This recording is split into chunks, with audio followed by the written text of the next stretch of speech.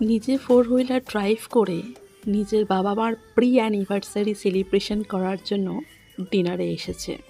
সেটা কিন্তু একদিনে সম্ভব হয়নি। ছোটবেলায় অনেক অভাব অনটনের মধ্যে বড় হয়ে উঠেছে।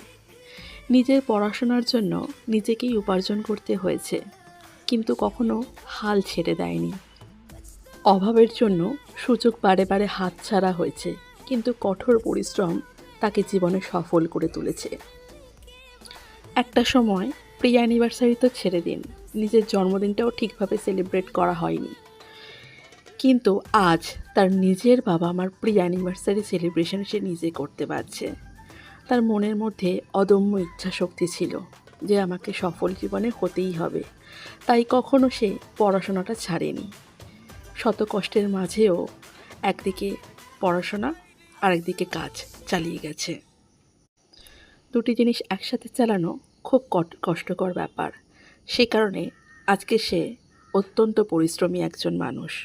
ছোটবেলা থেকেই যেহেতু নিজে লড়াই করে বড় হয়েছে, তাই এখনও পর্যন্ত সহজে কারোর কাছে সাহায্য চাইতে জানে না। খুব প্রয়োজন হলেও কাউকে বলতে পারে না মুখ ফুটে। তার এই লড়াইটা সম্পূর্ণ সৎপথে সে নিজে একাই চালিয়ে গেছে। জীবনে কখনো কারোর কাছে মাথা ঝোঁকায়নি, তাই সে আজকে সবার কাছে সম্মানিত।